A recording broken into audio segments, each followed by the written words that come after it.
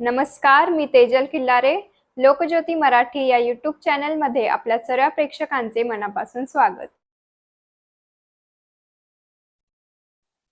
नमो बुद्धाय, जय भीम. आज मी आपणाला 20 मार्च 1927 ला बाबासाहेबांनी जो महाडचा सत्याग्रह, चौदार तळ्याचा सत्याग्रह पाण्यासाठी केलेला आहे त्याबद्दल थोडीशी माहिती सांगत आहे.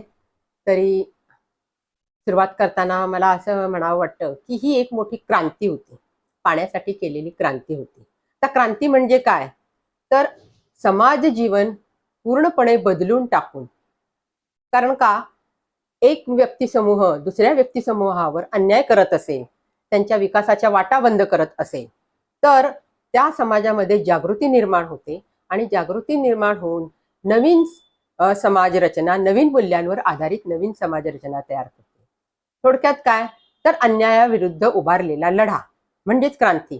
तर महाडचा संग्राम, महाडचा चौदार तळ्याचा संग्राम ही एक बाबासाहेबांच्या आयुष्यात किंवा अस्पृश्यांच्या, समस्त अस्पृश्यांच्या आयुष्यात फार मोठी क्रांती असं म्हणावं लागेल.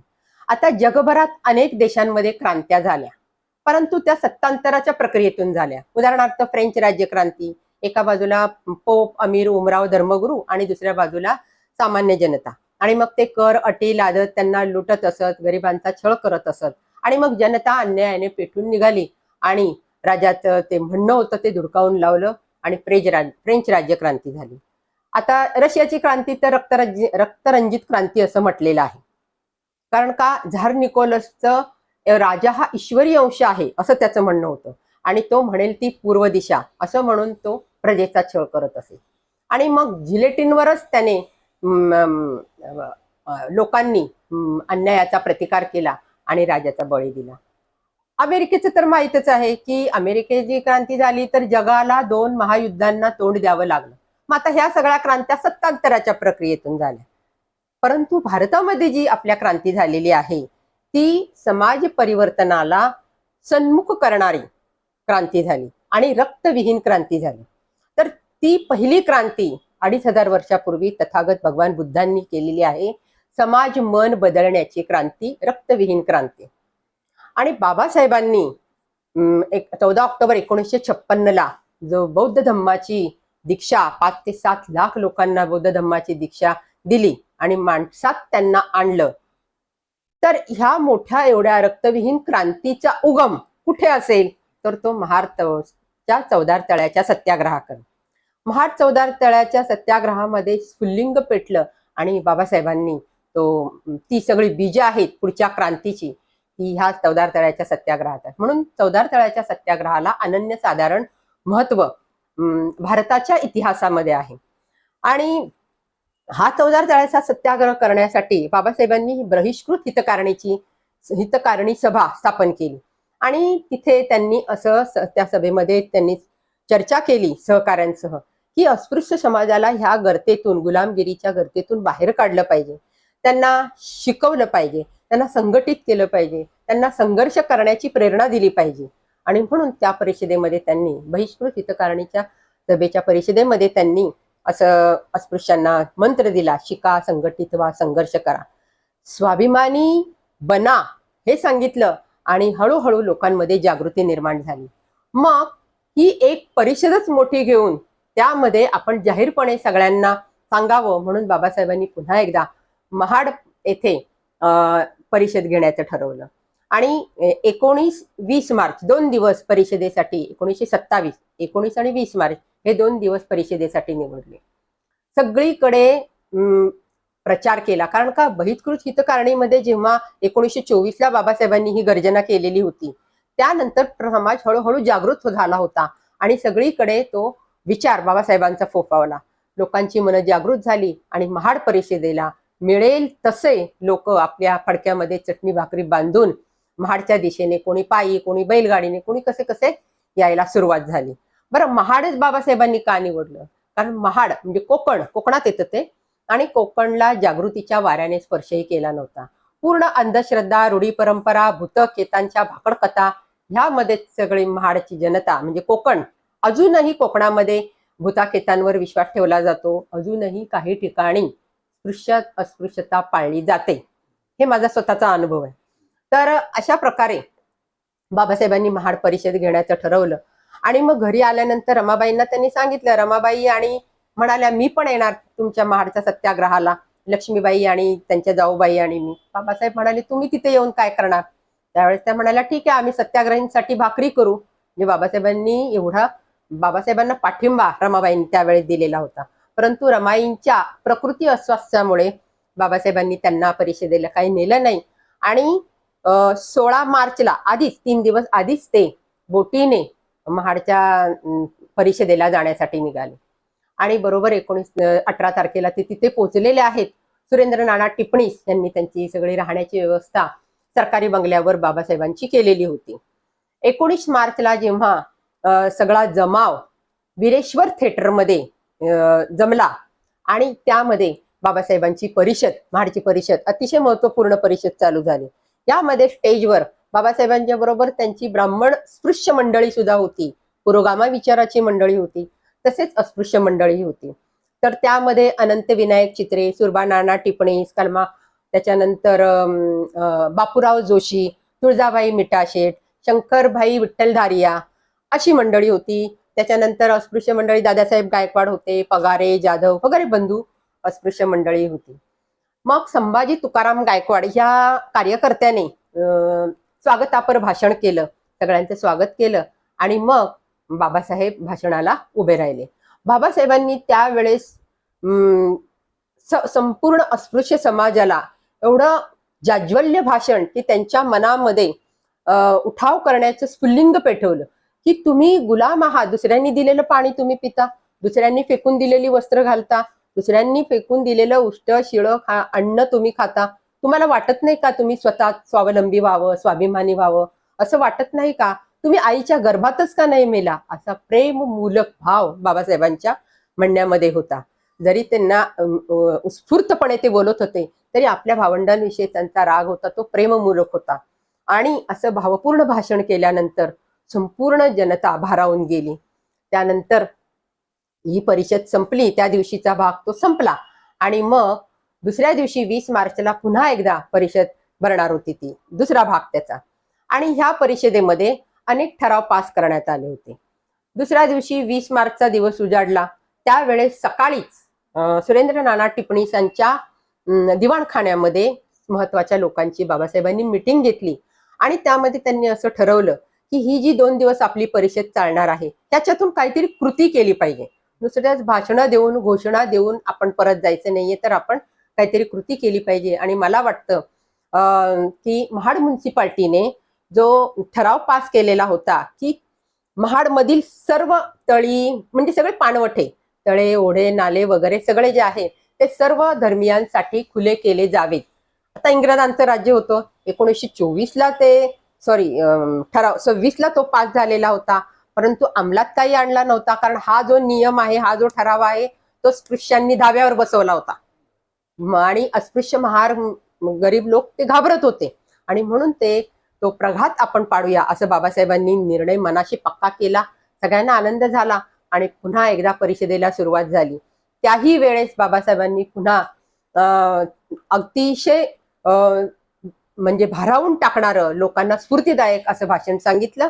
अक्षरशः तुम्ही मुलांना शिकवा, तुम्ही स्वच्छ राहा.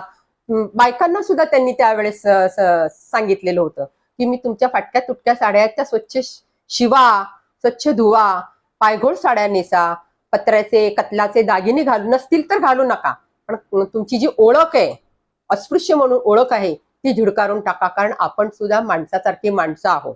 त्यामुळे आपणही तसंच राहिलं पाहिजे. आपल्या काळे दोरे, गंडे दोरे वगैरे काहीही असं घालू नका, जेणेकरून तुम्ही अस्पृश्य म्हणून ओळखून जा.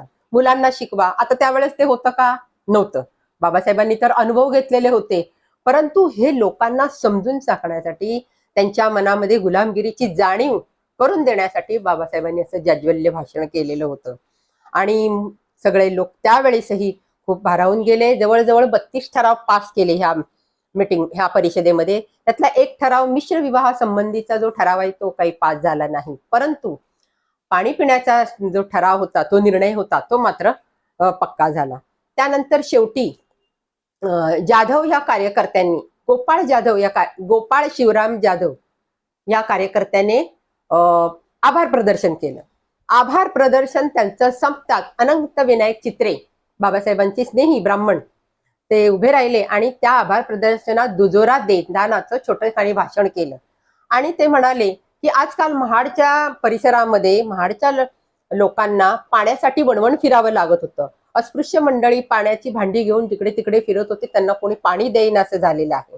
तर चौदार तळ्याचं जे पाणी आहे ते आपण तिथे जाऊन त्याची अंमलबजावणी करूया, कारण गव्हर्नमेंटने सगळी तळी खुली केलेली आहेत, त्यामुळे कायद्याचंही आपल्याला भीती नाहीये असं म्हणून सगळ्यांनी मग बाबासाहेबांनी सांगितलं की शिस्तीत आणि शांततेत आपण त्या चौदार तळ्याकडे जायचंय. आणि खरोखरच बांधवांनी, अस्पृश्य बांधवांनी बाबासाहेबांचा एक एक शब्द कानात साठवून अतिशय शिस्तीत आणि शांतपणे चौदार तळ्याकडे निघाले. चौदार तळे आल्यानंतर संपूर्ण चौदार तळ्याच्या भोवती सगळे उभे राहिले. बाबासाहेब शहाबहिरी घाटाच्या 3 पायऱ्या उतरून खाली त्यांनी वाकले.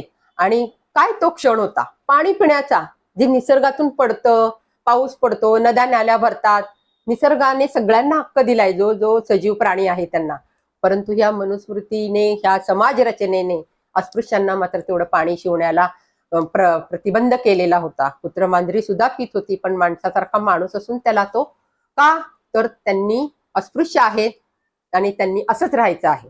आम्ही दिलं तेच करायचं आहे, मी दिलं तेच वस्त्र घ्यायचंय, आम्ही वरून पाणी वाढलं तेच प्यायचं आहे. त्याला विरोध करायचा आज तो दिवस आलेला होता. आणि बाबासाहेब खाली वाकून स्वतः आधी ओंजळीने पाणी घेऊन स्वतः त्यांनी प्राशन केलं, पाणी पिले. आणि नंतर मग सगळ्यांना, जनतेला, तोपर्यंत जनतेने बाबासाहेबांचा जय जयकार केला आणि सगळ्यांना सांगितलं की तुम्ही सुद्धा चौदार तळ्यातलं पाणी प्राशन करू शकता. सगळ्या दलित बांधवांनी चौदार तळ्याचं पाणी पिऊन अतिशय तृप्त झाले. भारताच्या इतिहासातला सोन्याचा पहिला वहिला दिवस की अस्पृश्य समाजाने स्वतः पाणी पिण्याचा नैसर्गिक हक्क बजावला. एक पाणी म्हणजे किती जीवन आहे, पाणी क्षुल्लक गोष्ट अशी वाटते, पण पाणी म्हणजेच एक जीवन आहे. आणि ते त्यांनी ते केल्यानंतर सगळ्यांच्या चेहऱ्यावर आनंद दिसू लागला.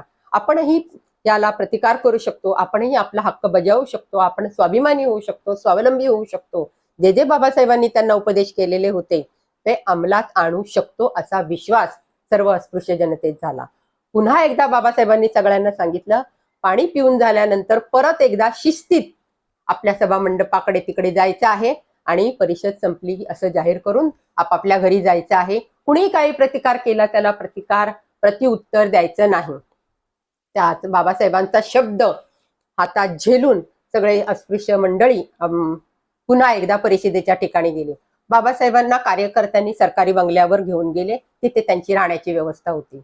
आणि मग तिथे गेल्यानंतर कोणी तयारी करू लागले परत जाण्याची, कोणी जेवण करू लागले, कोणी जे आपलं आणलेलं फडक्यात चटणी भाकरी बांधून ते खाऊ लागले.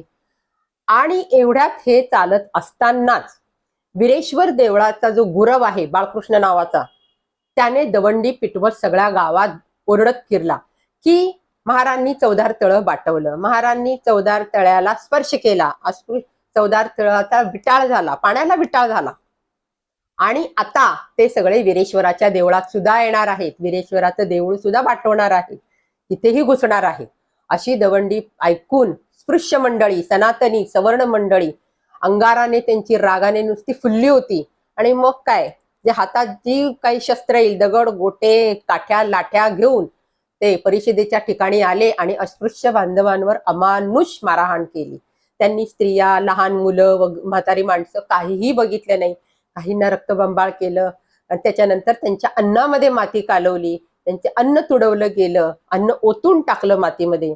तर अशा प्रकारे बाबासाहेबांनी केलेल्या ह्या क्रांतीला थोडंसं रक्तपाताचं बोट लागलं आणि बाबासाहेबांना ही घटना कळली. बाबासाहेब यायला निघाले, परंतु कार्यकर्त्यांनी त्यांना तिथे अडवलं की तुम्ही जर ह्या ठिकाणी आलात तर पुन्हा एकदा त्यांना स्फुरण चढेल आणि कदाचित तुमच्याही जीवाला धोका होईल, म्हणून त्यांना येऊ दिलं नाही. बाबासाहेब खूप काही रात्र दुःखात काढली त्यांनी. परंतु एवढ्या 3 ते 5 हजार अस्पृश्य बांधवांना ते कमी होतं का? त्यांनी तेव्हाच प्रत्युत्तर दिलं असतं, तेव्हाच एकेकाला मारून टाकलं असतं. परंतु बाबासाहेबांचा एकच शब्द की शांततेत सगळं घ्यायचं, प्रत्युत्तर करायचं नाही, हा पाळणा आणि एवढा मार खाऊन रक्तबंबाळ होऊन दुःखी मनाने सगळे, परंतु त्यांच्या मनामध्ये जे स्फुल्लिंग पेटलेलं होतं स्वाभिमानाचं स्वावलंबनाचं, ते घेऊन बाबासाहेबांचा संदेश घेऊन ते आपापल्या घरी निघून गेले. इकडे महाड चौदार तळ बाटल्यानंतर महाडच्या सवर्णांना केवढा विचार पडला. आता हे पाणी बाटलं, पाण्याला विटाळ झाला, आता कसं काय ह्याचं पाणी प्यायचं, आता आम्ही कसं काय पाणी वापरायचं, पुन्हा त्यांना इथे येऊ द्यायचं नाही. मग ते पाणी काय करायचं, शुद्ध करायचं. मग पाणी शुद्ध कसं केलंय त्यांनी, तर संपूर्ण ब्राह्मण सनातनी सवर्ण समाज तिथे आलेला आहे, त्यांचा विचार विनिमय झालाय. आणि मग त्यांच्या संस्कृतीप्रमाणे त्यांनी 108 घागरी त्या महाडच्या चौदार तळ्यातल्या काढल्या भरून, म्हणजे मातीच्या घागरी त्या काढल्या आणि त्यामध्ये पंचगव्य टाकलं. पंचगव्य म्हणजे गायीपासून मिळणारे 5 पदार्थ, शेण, गोमूत्र, दूध, दही, तूप जे काही असेल, म्हणजे गायीच्या पासून मिळालेले 5 पदार्थ ते गोळा करून प्रत्येक घागरीमध्ये ते पंचगव्य कालवलं. आणि मग आता म्हणजे असं वाटतं की पंचगव्य गायीचे शेणमूत्र त्या पाण्यात टाकल्यावर कसं काय शुद्ध होतं, म्हणजे एवढ्या भाकड कल्पना आणि एवढं वेदांनी सांगितलेलं तेच खरं असं म्हणून त्यांची ती कृती त्यांनी ती केली. आणि त्या घागरी पंचगव्य टाकलेल्या पाण्यात टाकलेल्या त्या घागरी पुन्हा एकदा त्यांनी चौदार तळ्यात ओतायला सुरुवात केली. मग नुसतं ओतलं का, नाही, त्यांनी वेदांनी सांगितलेले मंत्र, काही मंत्र मला माहित आहे, माझ्या लक्षात असल्याप्रमाणे, अमेद्य शवचंडाल मध्य मांसात विदुक्षितात गोपाल कृद्रुत कलशेही सहस्त्रम न जयेच्चरम दीक्षित्य पंचगव्याही वारुढैर विमंजलेन गोपाल धृत कलशेही वारुढैर विमंजलेन, म्हणजे गोही संक्रामये जलं, म्हणजे मध्य मांसाहून विदूषित असे हे चांडाळ, चांडाळ म्हणजे कोण, अस्पृश्य असे आहेत. आणि त्यांनी काय केले, आमचं पाणी विटाळले, त्यांचा स्पर्श झालाय म्हणून पाणी विसाळले. मग आम्ही काय केले, पंचगव्य टाकून ते शुद्ध करत आहोत. गोही संक्रामय जलम, म्हणजे अशुद्ध पाण्यापासून त्याचं संक्रमण शुद्ध पाण्यात होणार आहे. कशाने, तर गोमूत्र, शेण, दूध, दही, तूप ते टाकून. अशा प्रकारे ही शुद्ध करण्याची जी क्रिया जी आहे ती ज्या वेळेस बाबासाहेबांना समजली त्यावेळेस बाबासाहेबांनी निर्भस्तनायुक्त उपचार काढलेले आहेत की पाणी शुद्ध करण्याची विचित्र किंवा अतिशय घाणेरडी जी पद्धत आहे ती त्यांनी अवलंबलेली आहे. आणि मग बाबासाहेबांनी त्यावेळेस आपल्या दैनिकामध्ये संपूर्ण माहिती आहे ती महाडच्या चौदार तळ्याची, ते देताना बाबासाहेब म्हणतात की नैसर्गिक हक्क, स्वातंत्र्याचे हक्क, स्वाभिमानाचे हक्क हे कुणी तुम्हाला आहेर म्हणून देणार नाही, तुम्हाला भेट देऊन देणार नाही, तर ते आपण हक्काने आपण घेतलेच पाहिजेत. आणि नसेल मागत तर ते कायद्यानुसार आपण ते केलेत. आणि ते करूनही जर आपल्यावर असा अन्याय होत असेल तर त्याचा प्रतिकार करण्यासाठी शांतताच बाळगली पाहिजे. कारण शांतता नसेल तर तिथे रक्तपात होतो आणि पुढची जी होणारी क्रांती आहे ती ठप्प होते. असे म्हणून बाबासाहेबांनी फार मोठा एक संघर्ष या पाण्यासाठी केलाय. कारण त्यांना लहानपणापासूनच पाणी कसं देत नव्हते हे त्यांना माहित आहे. नळाला एकदा पाणी शिवायला गेले तेव्हाही त्यांना मारझोड झालेली होती. त्याच्यानंतर कोरेगाव रहमतपूरला वडिलांना भेटायला गेले तेव्हाही गाडीवानाने त्यांना गाडीच्या बाहेर काढलेलं होतं की तुम्ही अस्पृश्याची मुलं आहे, तेव्हा तहान लागली ती तर त्यांनी लांब बोट दाखवलेलं होतं गाडीवानाने. आणि ही त्यांचे भाऊ आणि ते एवढे तळमळत होते रात्रभर पाण्यासाठी. आणि मग कुठल्या तरी नाल्यामधलं पाणी त्यांनी इकडून तिकडून फिरवून पिलेले होते. ही जी घटना आहे बाबासाहेबांची एवढी जीवाला लागलेली होती की त्यांनी तेव्हापासूनच ठरवलेलं होतं की अस्पृश्यता उद्धार हेच माझ्या जीवनाचं ध्येय आहे. आणि ह्या ध्येयाचं पहिलं पाऊल म्हणजे महाडचा चौदार तळ्याचा संगर, ह्याला संगर म्हटलेला आहे, ऍक्च्युली संग्राम म्हटलेला आहे. खरोखरच ही पाण्यासाठी केलेला हा संघर्ष बाबासाहेबांच्या जीवनामध्ये अमूल्य बदल घडवून आणला. आणि हा परिखापाठ पुन्हा एकदा पाणी घेण्याचं ठप्प झालं. म्हणून पुन्हा एकदा बाबासाहेबांनी मनुस्मृती जाळून त्याचा प्रघात पाडायला सुरुवात केली. तिथेच महाडलाच जाऊन त्यांनी मनुस्मृती पुढे जाळलेली आहे. कारण या मनुस्मृतीमध्येच अस्पृश्यांना एकदम म्हणजे त्रैवर्णांची सेवा करायची. म्हणजे जो ब्राह्मणी धर्म आहे, जो सनातनी धर्म आहे, त्याचे 4 जे उतरंड आहे की ब्राह्मण, क्षत्रिय, वैश्य, शूद्र, आणि या शूद्रांनी त्रैवर्णांची सेवा करायची, त्यांनी दिलेलं अन्न खायचं, त्यांनी दिलेली कामं करायची, त्यांनी दिलेलं घर किंवा काही जे असेल लाकडी सामान, कुचकं सामान, अक्षरशः कफन सुद्धा लोक त्यांच्या अंगावर फेकत असत. मला वाटतं शंकरराव खरातांच्या तरानंतरा कादंबरीमध्ये त्यांनी असं नमूद केलेलं आहे की जेव्हा त्यांना शाळेत जायचं होतं आणि दुसऱ्या दिवशी कपडे नव्हते, त्यावेळेस ब्राह्मण म्हातारी गेलेली होती, तर त्यांच्या वडिलांच्या अंगावर ते ब्राह्मण म्हातारीचं कफन होतं व्हाईट कलरचं, ते फेकलेलं होतं आणि त्यांच्या वडिलांनी ते आणून दिलेलं होतं. त्याचे कपडे शिवून शंकरराव खरात, पुणे विद्यापीठाचे कुलगुरू, त्यांचं आत्मचरित्र आहे, त्यामध्ये वाचायला मिळतं. म्हणजे असंच तुम्ही राहायचं आहे, गावाच्या बाहेर कुत्री, ढोळ, खेचरं, गाढवं पाळत तुम्ही करायचं आहे, मेलेल्या जनावरांचंच मांस खायचं आहे, मेलेली जनावरच ओढायचं आहे. याशिवाय तुम्ही जे मागच्या जन्मी पाप केले ते फिटणार नाही, अशी जी त्यांच्या मनावरती मनू महाराजांनी जे बिंबवलं होतं ते शतकानुशतक चालू होतं. अनेक पिढ्या अस्पृश्यांच्या बर्बाद झालेल्या होत्या. पण जेव्हा अज्ञानसूर्य बाबासाहेबांचा जन्म झाला, त्यानंतर बाबासाहेबांनी जी क्रांती केलेली आहे जगामध्ये, आणि महाडच्या चौदार तळ्याची क्रांतीची सगळीकडे जगामध्ये त्याचं वर्णन फोफावलेलं होतं किंवा माहिती सगळीकडे पोहोचलेली होती. तर अशा प्रकारे महाडच्या चौदार तळ्याच्या सत्याग्रहाची माहिती सांगून मी माझे 2 शब्द संपवते. जय भीम, जय बुद्ध, जय भारत. लोकज्योती मराठी या यूट्यूब चॅनलला सबस्क्राईब नसेल केलं तर सबस्क्राईब करा, लाईक करा. धन्यवाद.